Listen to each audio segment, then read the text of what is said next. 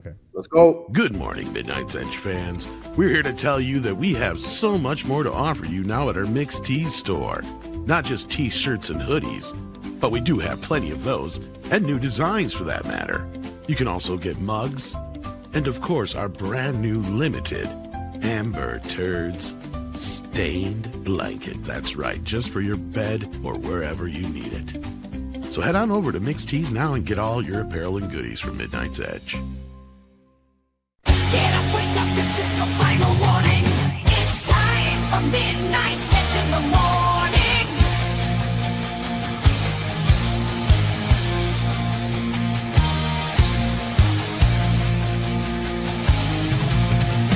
The gang is ready to go and it's time for the show.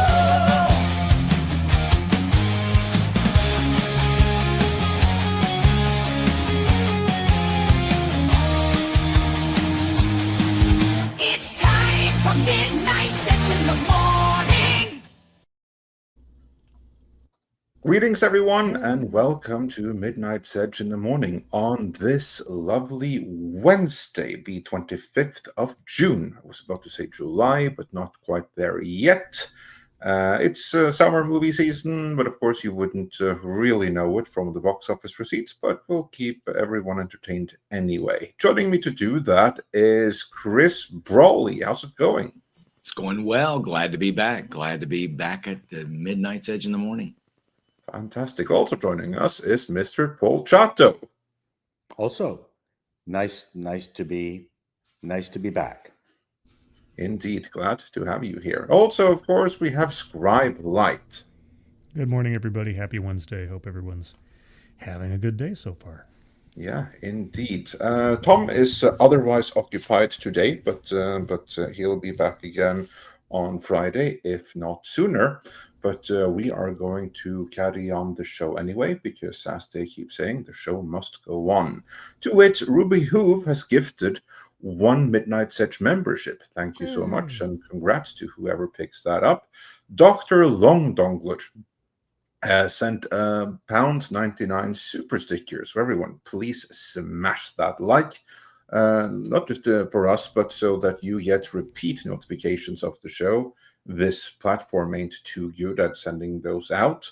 And then Shadow Dancer, now a citizen of Bespin, so no longer a red mage, has been a member for 33 months, saying, on your Elio video, didn't Pixar start out as a Lucasfilm operation? Yes, they did. This is true.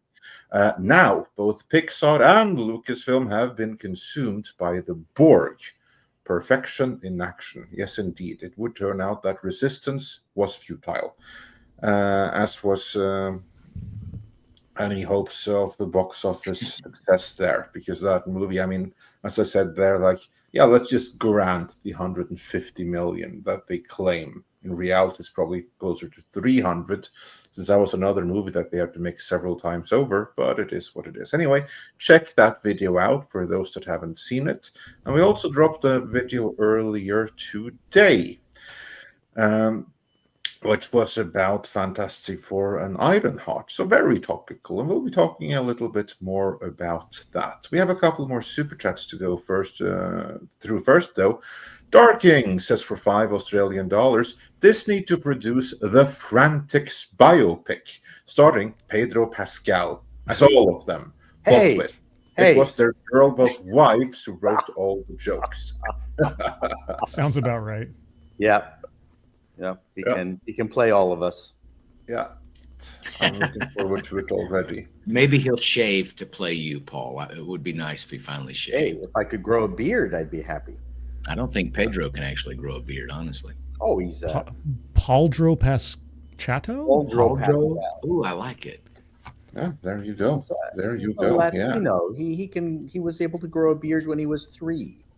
Oh, yeah, it's just not a full beard. I think that's what I'm thinking of. Oh, I think that he may have shaved to achieve that particular look. Shaved a little too early. Yeah. Yeah. And then Toad Free says for $1.99, Tom, please upload your Trump F-bomb song. It rocks. Tom isn't here, but I shall make sure that he gets the wood of that. And Mark Fields says for $1.99, hello, fantastic panel, positive vibes. Oh, Thanks, thank you. Mark. Fantastic That's for much planet. appreciated. Yeah. Ooh. And with that, yeah, positive vibes. Marvel is trying to put some vibes out there. If they're positive or not, that's a matter for debate, because Ironheart is now released, and so is a new trailer for the Fantastic Four. Now, let's begin with Ironheart, because I suspect that that is going to be the shorter discussion, as most of us just couldn't be asked to suffer through it. But Mr. Chato, you did. You took one for the team, and you saw, if nothing else, the first episode of Iron Fart, as Scribe Light has described it in this poster right here. Oh, So, how was it? Were you impressed? okay. So I'm applying my green light or not process to it, which gives it distances me from certain aspects of it, makes it more empirical and less subjective and more objective. As a pilot, so far, based on my scribblings, it's not a particularly good pilot because, number one, it uses an origin story to propel the first episode, and it actually doesn't do a horrible job. I mean, it moves along, but it's an origin story. And as we know, origin stories can often be the only interesting story of many superheroes. After that, they have to figure out just what exactly they're superheroing each week. And in this particular case, apart from the very end where, and a spoiler alert, I hope you don't mind. No, I don't think anyone minds in this particular case. Apart from the fact that we find out that this selfish character is going to throw her lot in with a criminal element to be able to fulfill her her technical dreams of becoming greater than. Ironically, it's at the very beginning. Actually, the very first selfie movie was very revealing, where she was going to be better than Jobs, Gates, Dr. Pym, and Tony Stark. I mean, this is a woman with a terrific amount of ego. I mean, this character. So as a pilot, it empirically fails because I don't know what's happening every single week. In a normal TV series, you might sprinkle origin stories over the run of its run in backstory movies and things like that. But the rule of a series TV is to establish what we're going to see each week. What's the repeatable experience? What's the crime that, what's her name out in Maine is going to, Jessica Fletcher is going to solve each week. Now, I'm being very simplistic in my description or my example, but that's what a series show needs to do. It needs to show us what each week we are going to be in for. We don't know. I have no idea. So from just a non-emotional empirical analysis, as a former network executive, the pilot episode fails drastically. I always thought the albatross around the neck of this character was that she had her first appearance and first sort of origin story buried within another movie that came out years ago. Right, but I can't judge it on that. I have to. Well, I know, I understand that. Yeah, I understand that. But the origin story was already established, and trying to reboot that without having to just show flashbacks to another movie. I just don't understand how they were going to establish the character at all. They could have flashed it back to her university explanation. Yeah. Sure. Yeah. It would have been great if they could have done sort of an intro homage to the Lou Ferrigno Incredible Hulk. That is your opening. That is the origin. With a narrator and everything. Just have fun with it. The way that Ryan Johnson does with his poker face. It looks like it's something straight out. And then the other aspect to it, which is purely a business, and I'm being very honest about it in my video, is that who's this for? Mm-hmm. There's nothing wrong with a Black-centric show, but then you've got to take into account that 14% of the American population is Black. What percentage of people would be watching it, and what percentage of the people who would be watching it would actually pony up the money for Disney Plus? There does not seem to be very much of a financial incentive to have done this in the first place. So that's just being dollars and cents approach to this. Well, now Dominique Thorne was on The View the other day, promoting Ironheart, obviously, and Whoopi Goldberg. Sorry, I didn't mean to. But just like, let's just take a moment to say what they probably didn't say on The View, namely that The View is on ABC, which is a Disney network. Yes, and they're promoting a Disney show. Absolutely. So it's a little bit self-serving. Anyway, I just want to. It's a native ad. I mean, I get it. Obviously, these interviews are a native ad, and most of the time they are. But anyway, carry on. Pointed out 3 check boxes for the audience that Dominique Thorne is representing. The first one is women. The second one is young women. And the third group is women of color. So that is your audience for this show. I think the problem with this character, and I have not watched the series. I don't intend to watch the series. Everything it's not made for you. You don't have to. You shouldn't. You're not welcome to. That's actually my point.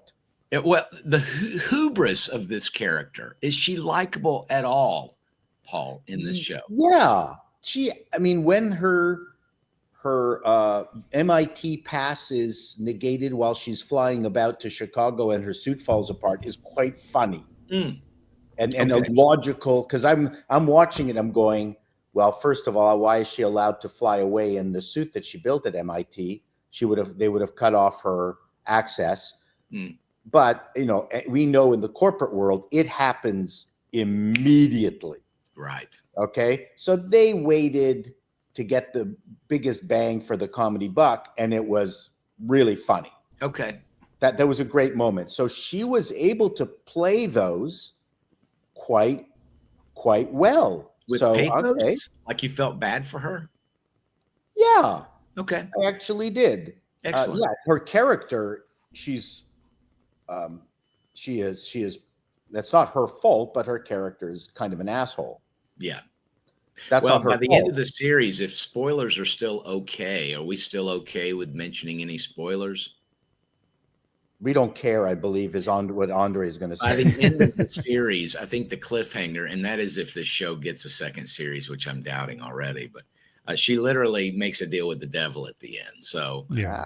I think the criminal element thread stays with this character throughout. Well, then, and that to me makes it problematic for a hero adventure, and also for the greater audience. So if I I'm totally agree. I feel like the emphasis is on being iconic, less than heroic throughout. Mm-hmm. Yes. Well, the problem is that Marvel has believed that the suit is more important than the story or the actor, that they can just stick anybody 100%. into these things and somehow Yeah. they're going to work. Yeah, Dominic was not as insufferable as an actor compared to High praise there. people. That is Pardon high me? praise. Yeah. Yeah. See, Yeah. a character like this, you could have an arc. I mean, if the end of this first season was just halfway through the season, and that was her like epitome of doing the worst thing, and then she learns a lesson and changes, because as I've said before, the original origin of Doctor Strange in the comic books was not having him be some kind of like golden boy, benevolent individual. He was an arrogant, self-centered surgeon. He was a jerk. Yeah. And his attempt to solve his problem after he got his hands crushed was fueled by his ego. And it wasn't until he was later humbled with the Ancient One and having to combat Baron Mordo that he didn't become a good guy, but he became a more humble guy. And it was always an ongoing process of him sort of always being just a little bit above everybody else in his own estimation, and never really like a gentle soul, so to speak.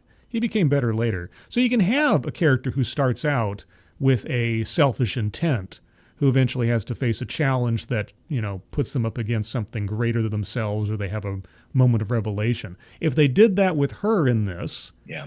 as opposed to the comic books where she never really learned that lesson, No. maybe that could work. But everything that I've heard about this so far is just, no, she's just completely focused on fulfilling her needs, her goals, her dreams, and does nothing, as you said, heroic by the end of it. It's all very selfish and self-centered. Well, and picking common archetypes, which is very much something that you learn in improv. So if you're sent out on stage to improvise something, the first thing you do is pick archetypes that are familiar to the audience, that's shorthand to your character. I don't know what the shorthand to this character is. The Doctor Strange one is a very good example, because if someone says arrogant surgeon, you're going to go, okay, I get it. Yeah. You know what I mean? Yeah. So It should be table stakes, though, to have this kind of a character arc. Like even Peter Parker, right? He was selfish. He wanted some money. He tried to get paid. He doesn't get paid what he thought he was due at the wrestling match. When it was over, Robber steals the money, and he says, "I'm not going to save this wrestling promoter. Get out of here. Right. Go on. I'm he not going goes to off to kill his here." uncle. And his uncle Yeah. gets killed. Yeah, by that same crook. So there's like this defining moment where, and what would be great for this character is if, she did move beyond trying to be iconic and being remembered and being the young black female Steve Jobs or whatever it is that her goal in life is. And maybe something happens in her pursuit of that. And maybe that's what the deal with Mephisto at the end. Maybe that would be the second season, which is always Right. a terrible thing to do your character, save the character development for the next season. But I don't think that's what happens, because as Scribe says, that never happens in the comics either. The character has no arc. And the problem with Marvel and Disney is they've substituted political correctness or DEI for good story. The other thing to keep in mind here is that there's an element of like, who's this for? I mean, ideally this should be for Marvel MCU fans, right? Except the problem is you have a character who is quite literally attempting to usurp Iron Man's position and place, at least visually and functionally, in the Marvel universe, and yet her character thus far, because I don't know, maybe they'll arc it, is the exact opposite of the arc of Tony Stark. Tony Stark starts off as this self-centered, arrogant jerk, Womanizing. and then he has his revelatory moment of self-sacrifice in the cave, so to speak, Plato, so to speak, and then he spends the rest of his entire character history in the Marvel comic books or the Marvel movies becoming the ultimate man of self-sacrifice at the end, whereas we have a character here who, again, like I said, if this first season was just half of a season, and then the peak of it was making the deal with the devil and then having to learn the lessons and become something more generous or more giving or more heroic, that would be interesting. But so far, we're stuck with Iron Man's like reflection rather than Iron Man's replacement, if that makes sense. Yeah, I have a question to that end as well. Because in both Iron Man, Doctor Strange, all of these things where the heroes had to learn some level of humility or sacrifice or go through some level of arc. It was completely set up. You could tell in the way that it was framed that these are people that lack humility and they need to learn something. They're being set up for the fall. I'm curious, in this first episode of Ironheart, was there any kind of like sense of she is being set up for a fall and to learn some humility later on because she thinks herself on the same level of Steve Jobs and stuff like that? Or is it kind of like filmed in a way where the audience is expected to agree? Yeah, of course, she is the Ironheart, and she is Tony Stark. She's as good as any of them. She is just held back by the man. and she needs to be iconic because that's the way to do it, because she's a millennial and she needs to be a TikTok star because that's what modern audiences will identify with. I worry that it's going to be the former. But was there any kind of setup to suggest that we might be looking at the former I or the think latter? we're set up for potential failure with regards to the lot she has tossed her hat into. The fact that she's joined a criminal element, that's got nothing to do with dealing with her hubris, but it could be, something has got to happen with regards to the fact that she's going to be dealing in illegal activity. That's got to, she's got to pay a price for that. Yeah. That still doesn't have anything to do with the fact that she thinks she's smarter than everyone else. Ultimately, so I that doesn't quite answer your question, but I would be surprised if she doesn't get punished for, or gets caught for hanging out with these people that are this DEI squad. By the way, it's pretty miraculous. Oh yeah. This DEI squad of people that she's going to be hanging out with, including the one is a drag queen, one is a trans. Yeah, no, not a drag queen. I think trans. Okay. Yeah. Okay. So anyway, I don't think she has the character arc. And not every character has a really well-defined character arc. Let's take Captain America, for instance, right? Maybe you could say he shifted from, loyal foot soldier to independent leader throughout the MCU, but his character arc is rather flat. But I think what we liked about Captain America was his character, him being this earnest, wanting. He was a Boy Scout. He was a Boy Scout, but he still realized that he was a tool of American propaganda. Right. Mm-hmm. Yes. And so his perspective, I think, shifted. Correct. Particularly in the Winter Soldier, but not really so much. I think his core remained consistent in the first film, right? And so that's kind of what I'm looking at is with this Ironheart, which, by the way, does have by episode 2, I think it does connect back to the first Iron Man. You get Ironmonger's son is in here. So, right. Yeah. And is the bad guy, right? Well, maybe. I don't know. No. Yeah. Could be the romantic interest. Oh. I mean, Captain America was sort of like the idea of wanting to do something but not having the ability to do so, and then what would happen if you were granted the ability to make change? Yeah. And Captain America's strength is in his consistency, even against the changing world around him, is that he still carries that core sentimentality and heroism, even when he's challenged with like gray areas and things. It's like, no, I don't compromise. This is the way it's got to be. And so that's what makes his character isn't so much that he has an arc. It's because he's a man out of time. The world has an arc around him, and he has to maintain consistency.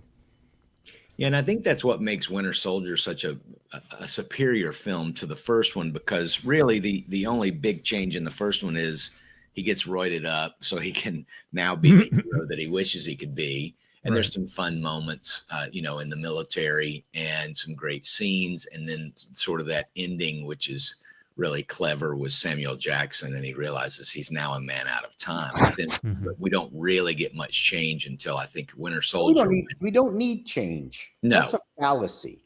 Mm-hmm. What we need is repetition and adventure, and seeing this individual grow within the context of the situation. Mm-hmm.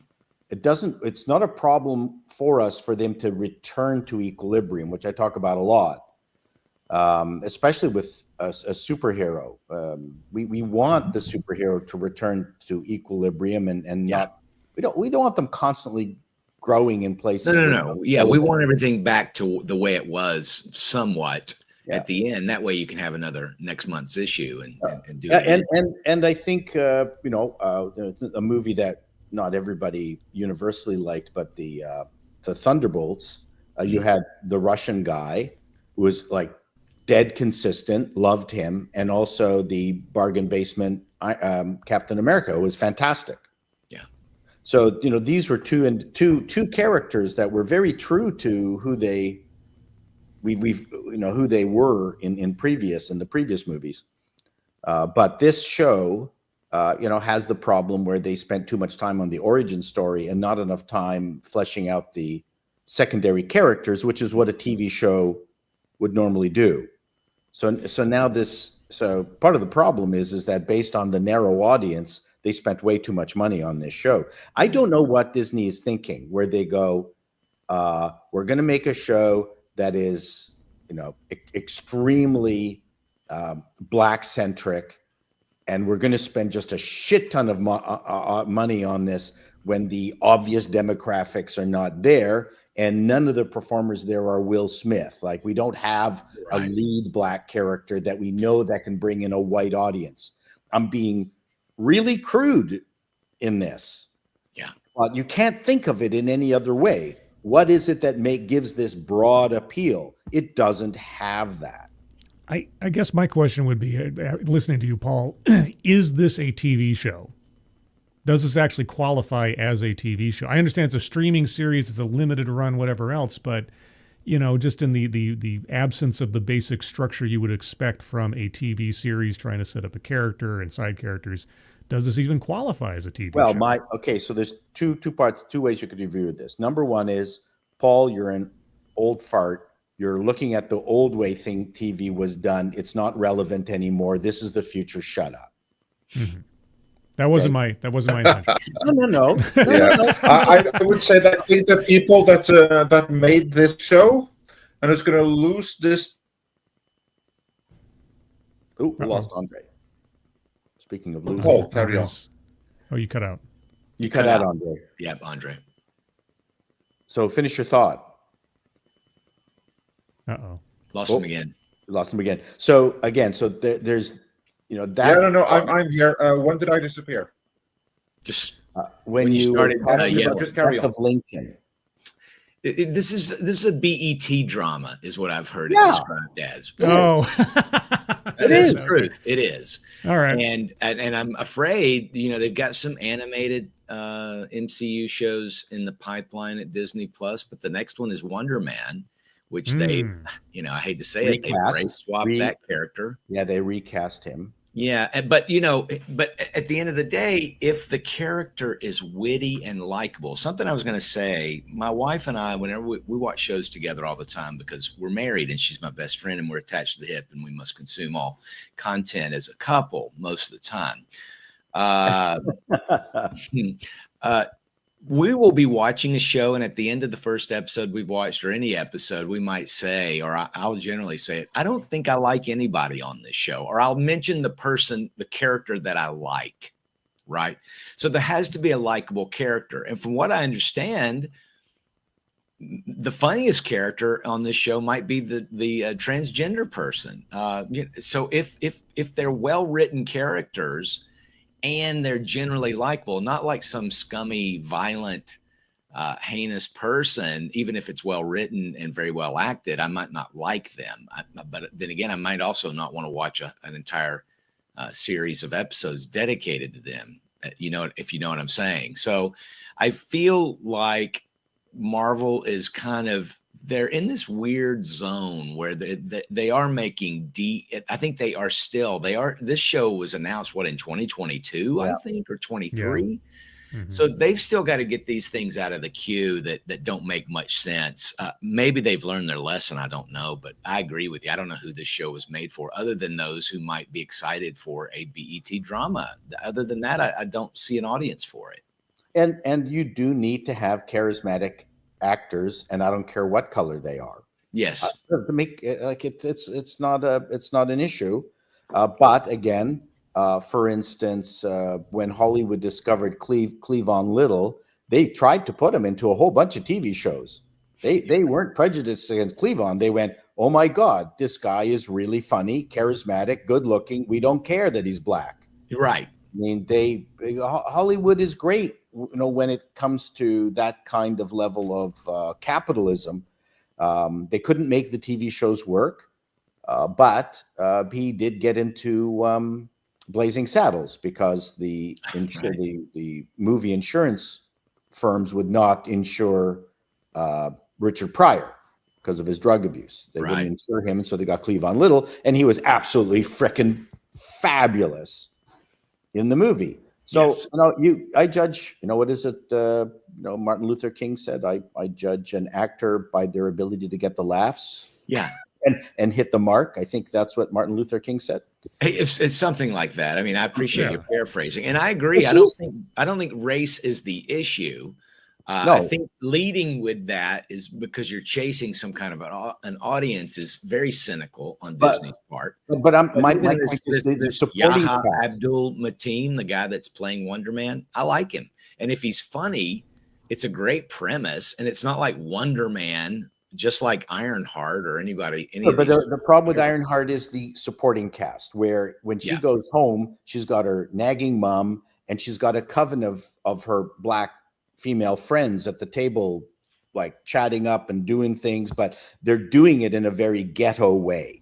Like they've really narrowed down, how these people are behaving. Just stereotypes. Yeah, they've gone stereotypes. So when you're watching the show, you're going, fine, okay, I get it. I don't have a problem with it, but it's not made for a wide audience. The language, etc. Really, the biggest cringe part for me was her using a dolly and a body hammer to try to repair the parts of her Ironheart suit, and her 4'2" nothing frame. Was completely. If you've ever seen a body dolly when you're trying to repair the body of a car, and it was just, I could not stand watching it. I'm going, oh my God, take the tools out of her hand. Yeah. We have a question. Canon Bonds wonders for $2. Paul, how is Shea Coulee? How much is the DEI focus? So she was a bit of a cipher, very neutral. Kind of bitchy, but not bitchy enough. Wore full makeup while they were out on a heist. What can I say? Long nails, working a computer, and complained about the guy who was supposed to be the computer genius, who wanted to be called a special name, Badger or something. I can't remember. Yeah, we're about to move on from this because we still have the Fantastic Four to discuss. Yeah. So anyway, that's it. If maybe Paulie from Latino Slant, Hey. he has seen Ironheart. I don't know, but if he has, I'd love to hear his thoughts on it real quick before we move on. Oh, I saw the first 10 minutes. Okay. Were you impressed with them? Did they make you want to see the rest of the episode, let alone the rest of the series? It was an absolute embarrassment.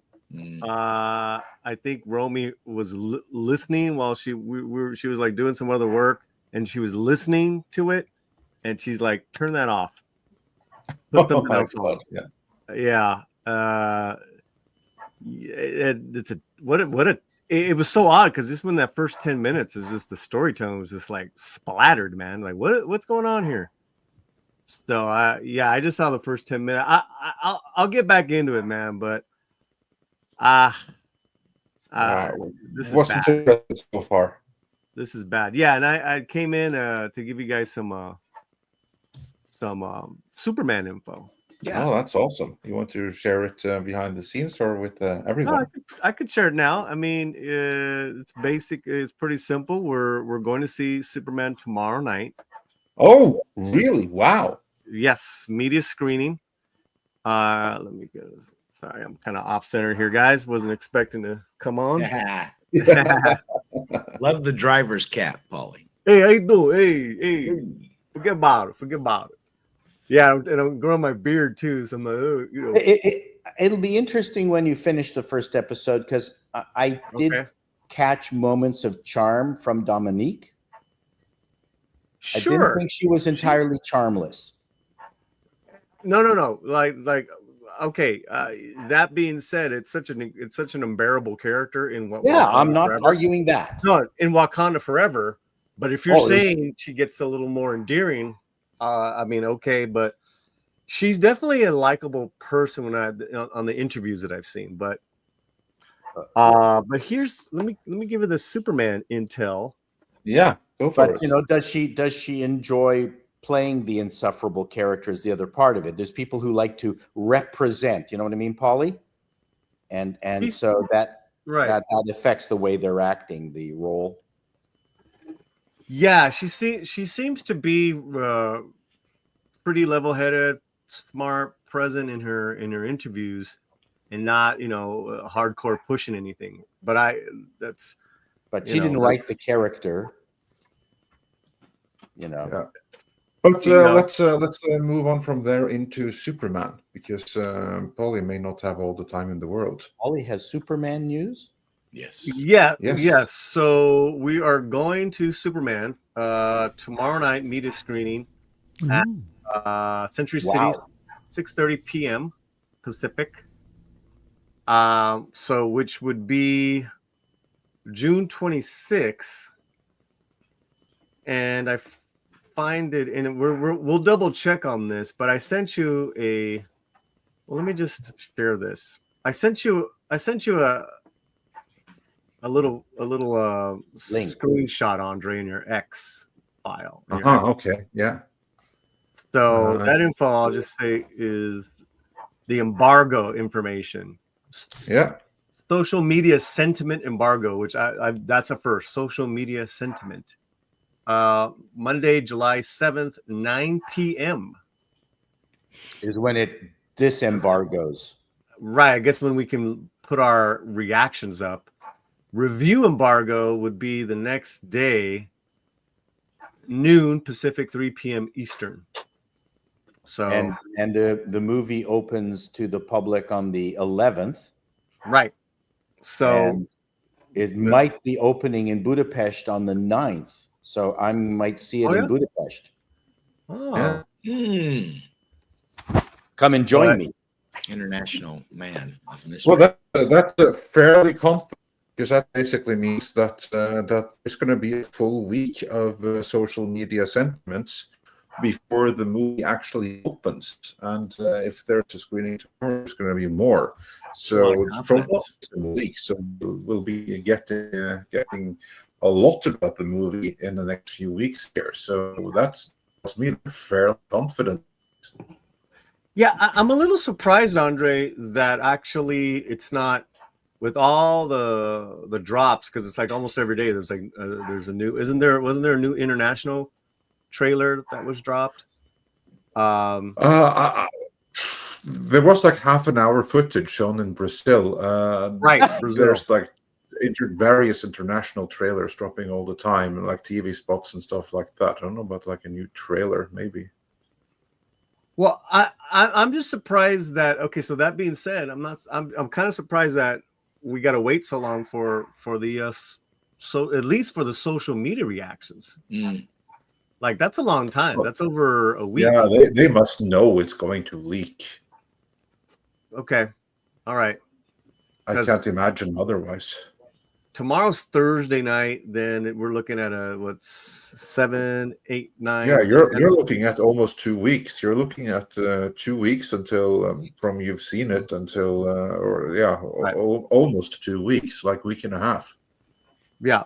So that's the info we got. We had first just gotten one, but then we asked for a +1, and so that got me in. So we'll see. Yeah. But I wanted to share that with you guys. I was just going to share the info in the back, and then you brought me on for Ironheart. What's up, Chris? Oh, yeah. Yeah. 2 scoops of Superman. That's great, Paulie. Yeah. So what we'll do is, as soon as we get out of the film tomorrow night, guys, we'll do an audio recording of just me and Rosa. Hey, how do we feel? That way we can get that in, right, like at least recorded right away, and we'll just have to sit on it. What are the restrictions on what you couldn't say and what you could say that are similar? Like, give us an example. Like if you hated the movie, what's the worst thing you could potentially say on your reaction video? Oh, I see what you're saying. Yeah. You're probably talking broad strokes. Yeah. Like it didn't work for me. Yeah. Type of thing before you go all in on the assault. You know, Rosa, we just put it up this morning. She gave Megan 2.0 a 5 out of 10.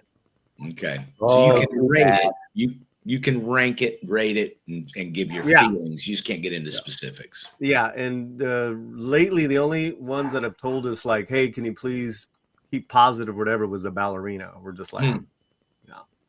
But we positively cannot do that. Right now. But you mean post only positive reviews? Yeah.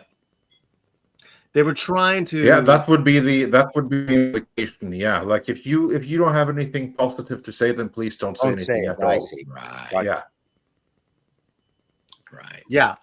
So like tomorrow night, we did this for Nosferatu where we had to sit on it, but we wanted to get our like how do we feel right out of the theater? Mm-hmm. So we record, and she doesn't like being on camera, which is fair. So it's like let's do the audio recording. So we'll just it was like I thought I saw you guys do Snow White on that might have been somebody else. I'm trying to remember who they did an immediate reaction video. I thought Rosa. I did one by myself, and then we had Rosa come on here. Okay. And do the ordeal of you guys in the chat. Yeah. That was funny. She's tough. Yeah, she's nice. But yeah, we'll probably, we'll talk about, just kind of like without giving specifics, what worked and what didn't work. What's interesting is that that'll give us more than enough time, as you know, to write it out as far as the review. So those will be ready to release. Nice. Yeah. And the embargo again is lifted. What date? We got Monday the 7th. Okay. Yeah. And then the following morning will be the full reviews. And they're doing Thursday night previews, or what's any idea? Thursday night media screenings. So the Jurassic Park, they did something very weird where there's a lot of controversy right now, is that this past Monday night, they did a screen unseen with the AMC on Jurassic World. Yeah. That's a public screening. Like, and people came out of it hating the movie. Yeah. Wow. Yeah. Word of mouth is Jurassic terrible. Park. So wow. Yeah. So, but this is 2 weeks. There's still like 2.5 weeks before Superman opens. Yeah. Yeah. Yeah. Yeah. And no one are we? I'm going to try to see F1 this weekend. This I hear good things. Yeah. Yeah, I don't know why I don't know why they made that move. I thought it was interesting. Maybe they were trying to just kind of connect with that AMC A-list crowd. Or they're very confident in the movie. Yeah, I think that's it. I would think so. I think probably that they have seen themselves blind on it. They haven't had enough internal test screenings. They like the movie. They think the audience is going to respond to it, and then they are shocked when audiences don't respond to it because they're out of touch with the audience. You have the same thing with Marvel. Well, I'm sure that you've heard the same thing in the aftermath of, for instance, Quantumania, how they genuinely thought that they had a hit on their hands, and they were shocked when audiences didn't like it. Same with the Eternals. I think that's going to be the same with Fantastic Four, with all its problems. For sure. Let's get into that now. When you're here, like Paul, if you have to duck out, then absolutely. But they dropped a new trailer for the Fantastic Four today. Scribe, I believe you created a new poster for the occasion for that as well. I did. I saw the trailer and I was inspired. And I will say angling the text was kind of a challenge for my rudimentary skills, but the fanphobic four. Can I say something, Scribe, with regards just to your Iron Fart? Yes. Very childish poster. Oh, yes. The cut line should have been, he who smelt it dealt it. Oh, okay. Yeah, I first when I read "If you can't make it, take it," I thought it was a reference to the "Smelt it, dealt it." No, it But was I felt more like just. it needed. Anyway, to I'm be. sorry Yeah, to no. sorry to That's Great fine. interrupt. posters all No, over. I've come up with a couple of good taglines. I think, at least for Ironheart. The first, that one was "If you can't make it, take it." The other one was to be iconic, get demonic. Was the other one. Wow. And Spoiler. Anyway, for the trailer, everybody Don't looked make me say the sad. line. Yeah. Everybody looked sad. The idea that the Thing was being either ashamed of or having to be goaded into his tagline. No, this isn't spoilers, guys. This is in the trailer. Yeah. That also made me feel sad, because it made me feel like I understand the Thing can be a tragic character, but he also kind of has to cope with that by reveling in his bombastity. And for him to be kind of like a sad sack throughout this trailer. I don't know how he is in the rest of the movie, but this trailer just made me feel sad for all of the characters when I saw them, because they all looked dour.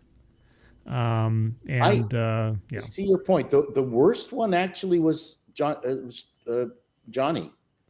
Yeah, he looked particularly glum.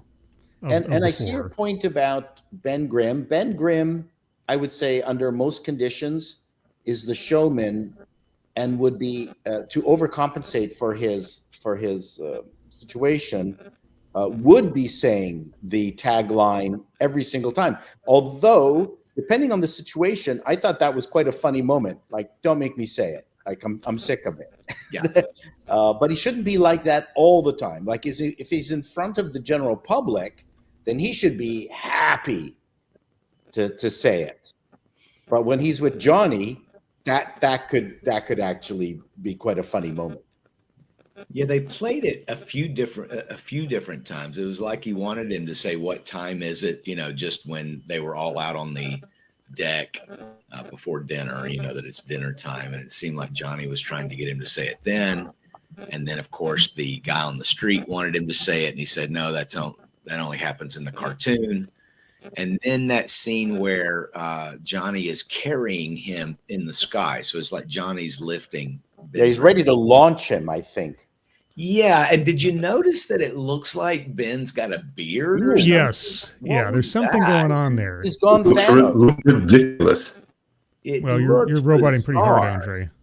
So Andre something is clearly happened, some sort of reality or some kind of growth, or I'm not time jump or something. We've seen that before in the comic books when Ben Grimm has usually in some kind of like what if or side thing where like Ben Grimm has aged by another 100 years or something, and now he looks or he's older. feral or something. Yeah, and but we saw the baby in this. I think was that the first time we've seen the baby. I can't say for sure. And we saw a lot of Galactus stretching in this one. Oh yeah, there was some stretching, and it looked cheap. I'm sorry. I don't know. It was okay. Looked kind of cheap. To me, it looked better than any previous iteration of Reed Richards stretching. I'll give you that, I suppose. Okay. I'm not saying that it was perfect. I think the issue here is there's so much going on here visually that I doubt my disbelief can be suspended throughout. There's so many. Yes. And there's so much going on here visually. I can't quite tell, we're in this astro-futuristic retro future 60s, but they've got technology from the 80s and 90s. There's just so much going on. This just a colliding pastiches. And still, they're doing their best to give Pedro some good lines. That we'll make this right. We'll protect you and all this kind of stuff. But man, I'm just done with Pedro. I mean, he needs to shave. He doesn't look like the character. He has no gravitas. He's ubiquitous in every movie these days. I can't. That's a problem sometimes. Hi, Pedro. I think with casting, sometimes you got to watch who you cast in a role, because sometimes all you see is that actor. You don't see the character. But Chris, it's if you've been in the business, it's the luck of the draw sometimes. oh my God, there isn't an aspect of movie making that isn't horrific. That isn't one horrific accident after another. Okay. You know, your DP quits the day before the 3-month shoot starts, and you have to scramble to get the DP. Pedro apparently was the fourth. I totally get that. No. I totally get that. And sometimes the accidents are good, like the French guy who turned out to be the bad guy in The French Connection. That wasn't the actor that he sent the casting person off to get. Friedkin. Friedkin? You're going back 54 years here, Paul. Sorry. Yeah, but okay. No. The casting person got the wrong person. She misunderstood what the director wanted, and he was really mad until it turned out that was a far better actor and character than he had originally anticipated. So, I mean, I don't like Johnny. I mean, Johnny, I think so far, I've not seen a single moment of Johnny that is even vaguely interesting. Like they're having fun. They do all look a little surly and sad and depressed, and it just doesn't look happy at all. And that's fine, I guess. Maybe there's some moments that they're leaving out of the trailer that will remedy that. But again, back on Pedro, shave. Hey, can we make you look like Reed Richards? Because you look the same way in every TV show you've got. It's too late. Shave that face. It is too late. And Johnny's hair is like the worst dye job. Terrible, man. It looks absolutely awful. Terrible. So Chris Evans' blonde hair looked great. Chris Evans also had the right attitude. I mean, he's exactly. One of imagine you've got this power of flight and you can turn flame off and on at will. My gosh, wouldn't you kind of be a little bit of a full of yourself hothead? Yeah. The one thing the thing I came away with the Ben Grimm line thing is, I will confess, this is my sort of ingrained gun shy wariness of the patterns of Disney and Marvel with their male characters in the last several years. I kept thinking, are they trying to deconstruct Ben Grimm by making him ashamed of his own sort of reputation or something else, and now he has to shy away from it because it's too destructive or something? I mean, I am projecting here, but I think I'm justified in being suspicious the way that they kept hammering this home in this trailer. Disney has been testosteroning, just whatever. Our male characters for years. Yes. Look at how much fun Deadpool and Wolverine were, because they were full on men. But that's what actually made it fun. But according to Spike Jones, Pedro Pascal is the male that we all need. Oh yes, that's right. I saw that. Spike Jones in our masculinity. When I think of Harry Balls hanging, I think of Spike Jones. Harry Balls hanging. Spike Jones. I mean, you talk about a pipsqueak wiener boy. But it's almost like this really weird Hollywood cult that thinks that way about Pedro, right? That thinks this is the same mentality that thinks straight men cuddle, right? Listen, 100% bubble within a bubble, Chris. Bubble within a bubble. That this is the new Latino man. All that garbage. Right? I don't even mind it. Yeah, and I don't mind it if he's Latino, but get an actor. No, they do. They do. I know you know. You're right. I'm not talking about they and how they perceive minorities. It is hilarious. And me and Chato have done freaking War and Peace on this stuff. In how they perceive and want to control image, stories, all that stuff. It's absolute pure garbage. Well, he's the happy medium, isn't he? He's a rugged-looking, good-looking Latino who's also a dyed-in-the-wool believer of the message. So he hits all the marks, both visually for the people that aren't in the message, but also behind the scenes in Hollywood that want somebody who's a crusader for the you know what? If they wanted a Latino male actor in the role, I never saw him before Mission Impossible, the latest one, Esai Morales. Oh, yeah. He's great. He was Well, in Isai Ozark. Isai Is that how you pronounce his name? Isai Morales. He Isai- would have been great in Oh this. no. Oh, Isai is one of those actors who really should have been up there with Sean Penn as far as like high echelon of actors. They came from that same generation. Okay. But Isai, questioned the Koof many years ago. Oh no. He's out. So I don't know if you guys follow him on X. He's absolutely wonderful. His posts on X. Follow Oh, I Isai just saw him in the Morales. movie, and I went, "Holy smokes!" Yeah, but you won't see him being interviewed a lot. I'm telling you. Oh, right. Well, I think Isai is fantastic, man. What a presence. He's just got a presence. I would have loved to see him in this role. Yeah, no, he was never in line with the message. Check out some great performances of Isai, La Bamba, Bad Boys with Sean Penn back in the day. But he was good in Mission Impossible. It's a great role. Yeah. See, and the thing is that it's not that Pedro's a bad actor. No, he's not at all. His role in he did a good job in Joel. The problem is we're getting too much of Pedro, and all the glow sticks. We're getting that. It's like you've shattered, bro. You're shattering any thought of like where I can buy that you're still, hanging low and tough. It's like you're making it real hard for us. Real quick on the super chats here. Dark King says, "Who is Pedro Pascal's beard?" Yeah. Ooh. Oh man, listen. Good thing my I know there's things I know. Polly knows things, guys. In regards to this, he knows. I will not say anything. Well, Pedro Pascal's beard can't be nearly as strong as Ben Grimm's beard in that trailer. Hi-oh. Or rock hard. Yeah, rock hard, exactly. Yeah, the retro futuristic vibe, at least just the inanimate objects, is very gives me that Incredibles vibe.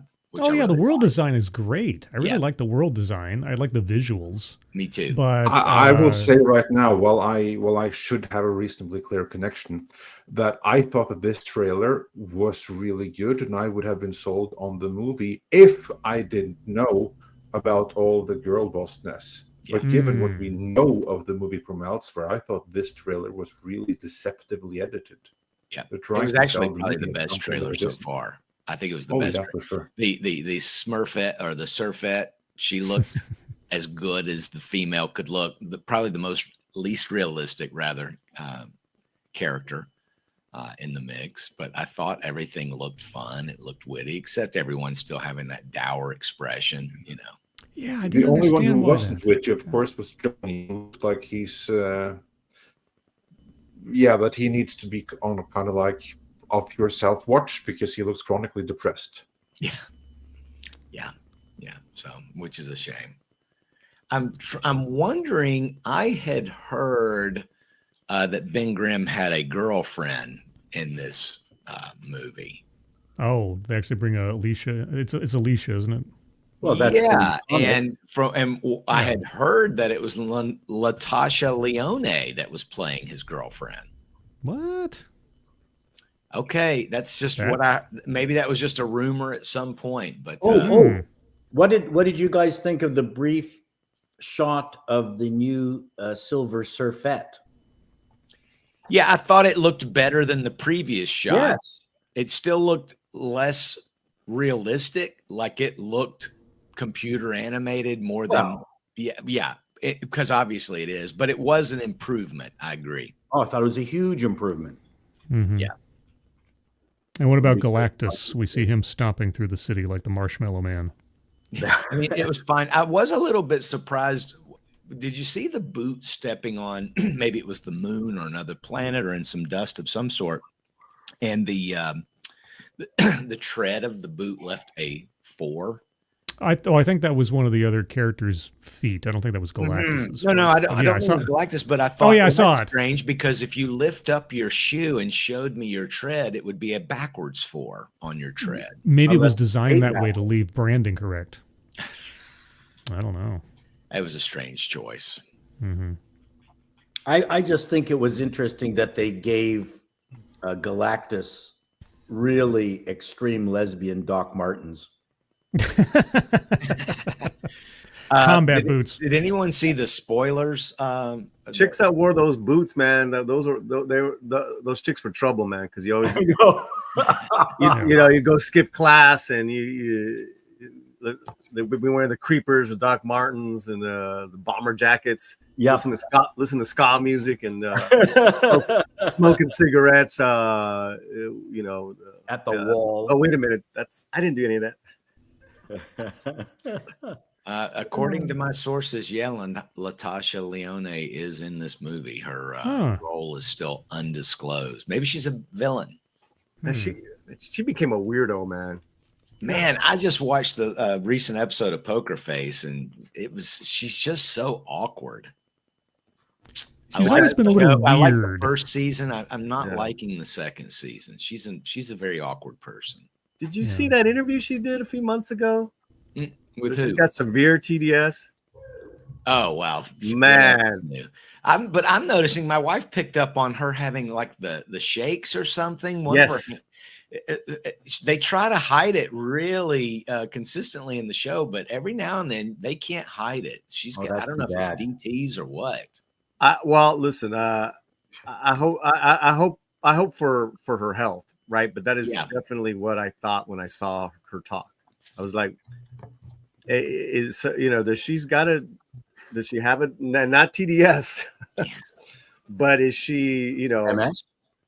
No, is she like an addict? Right. Because I pick up on that stuff right away. I pick up like, man, she's still using? That's what I was getting. Terrible. Yeah. Well, that's what was kind of like half the pitch around her when she did Orange is the New Black, that she was someone that knew that life because she was someone that had experience with using. Okay, so someone's saying that she has MS. Well, forgive me, and I said forgive me, guys.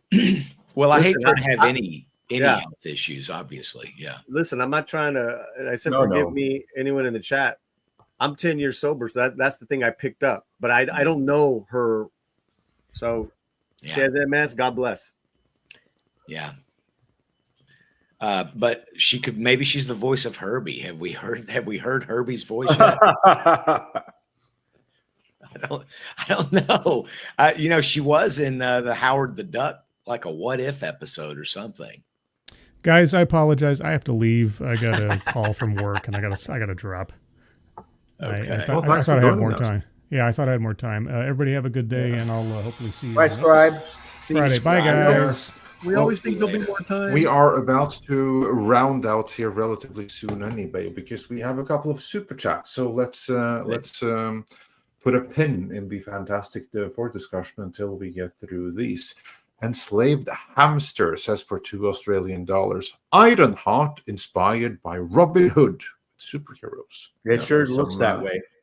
The Hood is in the show. That's the bad guy. Yeah. And Flying Blind on a Rocket Cycle sent us a $2 super sticker. Thanks so much. C Black says for $1.99, Fantastic Four will make the most money from the July movies. Ooh. Well, Okay. well, if you put money on that and it happens, you're gonna. Let's just put it that way. HyperGyver 2 says for $5, rest in peace, Michaela Reigns of Save a Fox. She was cyberbullied by Reddit so hard that she self-deleted. Oh my God. Everyone send your love to Finnegan and Freya. Yeah, I saw that. I cannot say that I'm familiar with her, but that is absolutely horrible. And it's a shame that she resorted to that because people were mean on Reddit. And she was doing a lot of good for the animals. Yes, so very sorry to see that's how she chose to go out. Her husband. Stay off social media.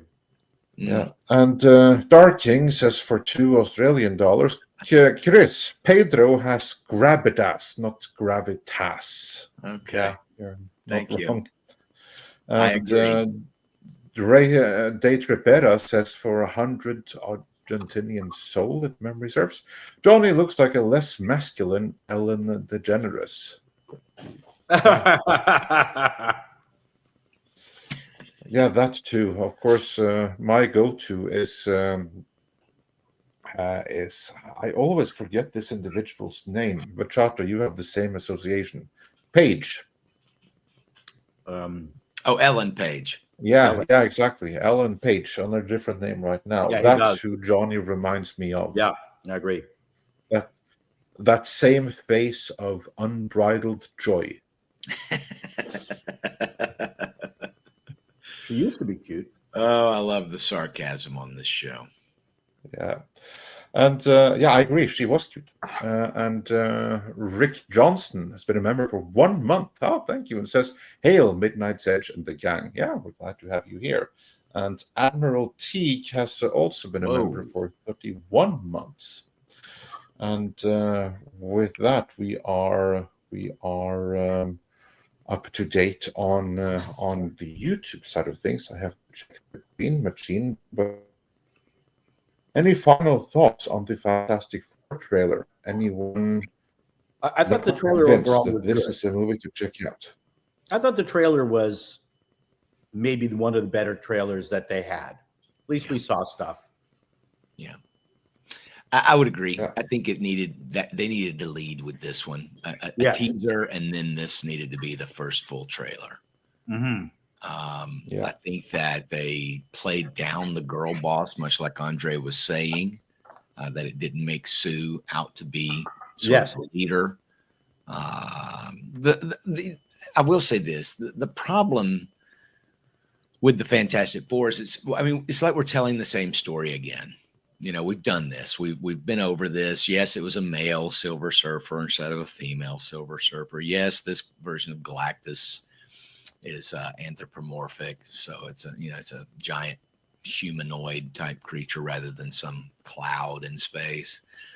But we've already seen all this. You know, the only thing that's new about it is Franklin Richards, the child aspect. The Ben Grimm looks great. You know, and again, the aesthetic, a lot of it clicks with me. I'm still just can't get past Pedro, but I also, because of Midnight's Edge and some of the research we've done over at Bleeding Fool, I'm just not confident that this is going to be a movie that's going to entertain me or fans of the Fantastic Four, which I count myself among them. I'm a longtime Fantastic Four fan, so I hope I'm wrong. Well, I disagree with your we've seen this all before premise. What we haven't seen. How dare you? I'm sorry, Chris. That's all right. If you were a traditional leftist, you would block me now. I preemptively blocked you the day I met you. Yes, go on. I'm sorry. Go ahead. My point is that apart from the very first Fox one, which came pretty close to being a decent Fantastic Four, and I liked it because it reminded me of the more pulpier episode in the comics of them, because not all their comics were great. No, of course. And my point and my disagreement with you is just that if they had done the Galactus arc exactly the way it was in the comics, it would have been a fantastic story. It didn't need this number of changes. We didn't need to see the baby. We didn't need to see a female. And as I mentioned before, the triangle between the Silver Surfer, Grimm, and Alicia is the most powerful part and the most tragic, almost in the Shakespearean way, part of that arc.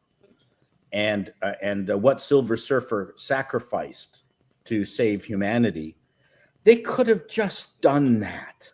Yes. And I think, that the argument about familiarity, I think would have been just thrown out the window, because we would have gotten finally the Fantastic Four that we really, really wanted. And instead we're getting this weird mishmash again. That's my Well, now you make a good point, because if they were going to do the story in that 60s era, when the Silver Surfer, that was the Silver Surfer's first appearance in comics. I think that was around issue 59, 60. I can't remember the issue number, but I have the entire first Galactus Silver Surfer collection. Yeah, and that, to me, that would have been the answer, and I don't know why they chose not to, because everything they're doing they could still have integrated. But well, they chose not to because they wanted to girl.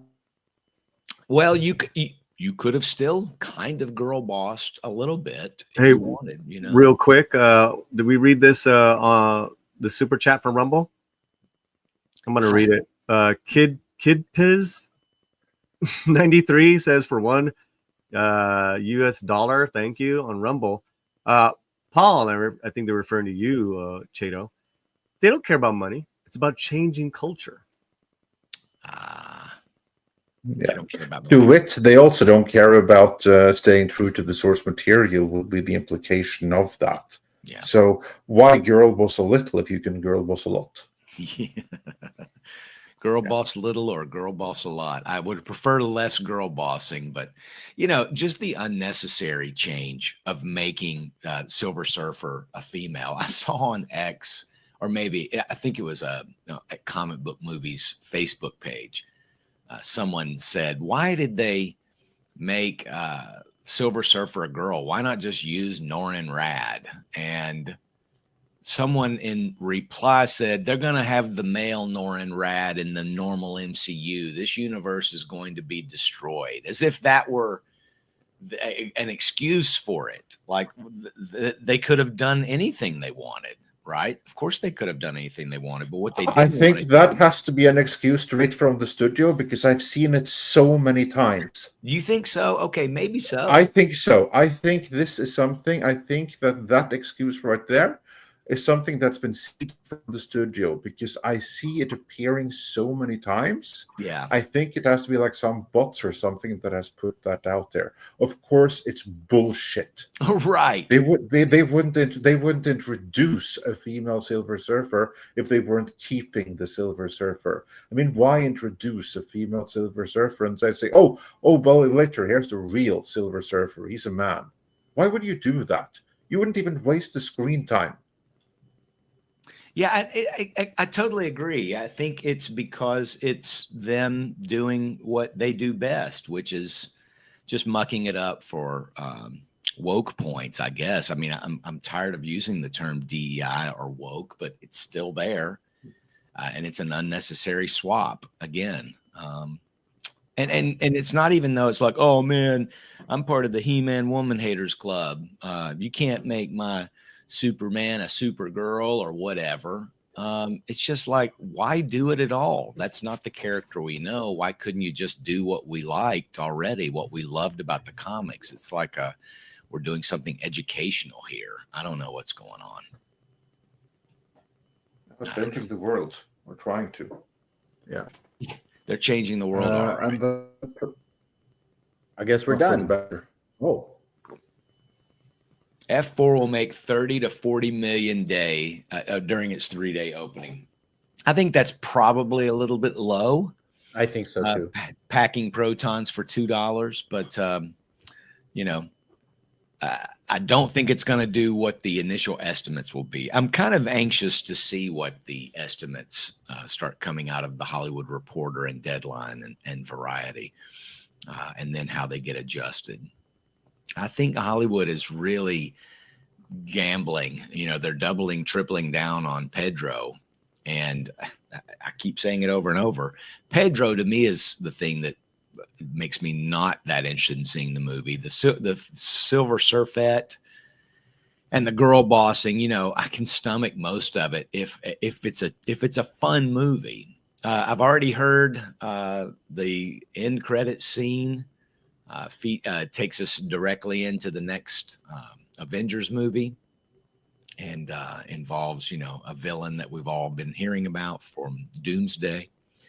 But and it actually sounded a little bit exciting to me, so I could visualize it. I don't know if that spoiler over on Reddit is accurate, but sometimes they are. But I don't know. I'm definitely not going to wait in line to go see this movie. Well, look, man, Pedro Pascal is the only Latino actor that in Hollywood. So there's only one. That's true. Deal with it, people.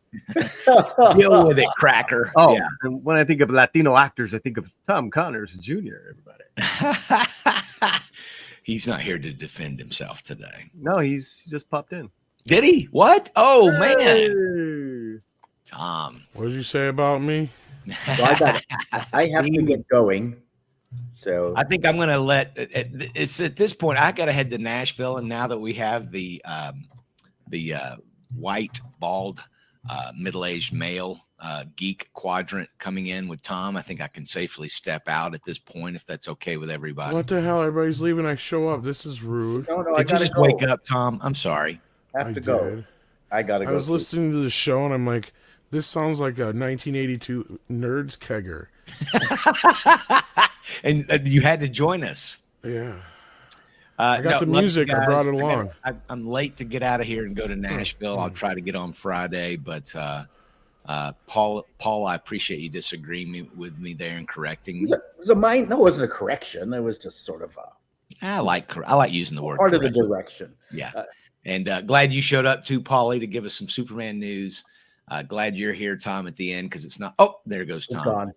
And Andre, I don't know what was up with your audio, but I'm luck so next glad time. to be here today, sir. It's connection that comes and goes. And Chinotsky says for $4.99, they treat these films as luxury beliefs. Why care about money when they're paid ahead of time? Losing money doesn't matter. Messaging does. That is weird.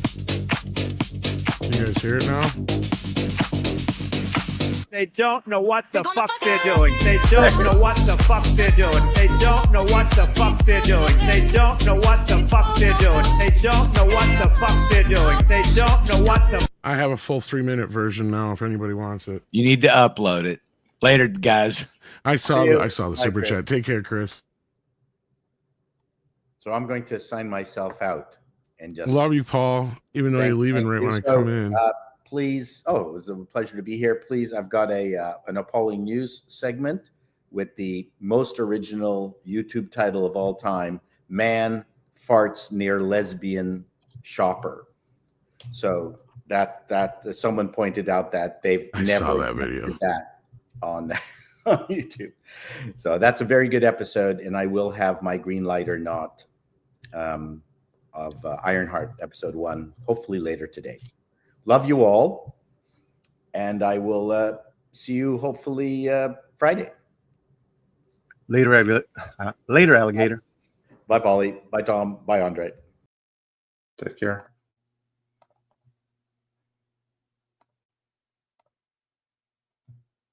All right. All right. Where are we at? Yeah. So joining us just as we were about to end the show with Tom Connors, everyone, by popular request. I just played it. You want it again? Am I in the Twilight Zone here? Well, we are in the StreamYard Twilight Zone where connection goes. Okay. We got all those journalists says, "Hey, Tom, it's Tom waiting for the new season of Toxic Femme." Well, I think we'll be doing another episode over the summer, and then we'll be coming back for the fall, I think is the plan. Andre was roboting, he said. I just need a glow stick now. Oh, you want the Pedro glow stick. Gotcha. Well, I want to like put your music on, and I was, You want the Pedro glow stick. Do I really want to? No, Yeah, you do. All right. I think we're done. Are we done? Super done. chat for a glow We're stick done. video. Oh, no. Did we get this one from Shinatsky? Yes. We Okay. did, yes. All right. So with that, Andre, did Paulie get to If I'm jump into not roboting, it's time for some koalas in the rain. Koalas in the rain, koalas in the rain. No fucks given. Koalas in the rain, koalas in the rain. No fucks given. Koalas in the rain, koalas in the rain. No fucks given.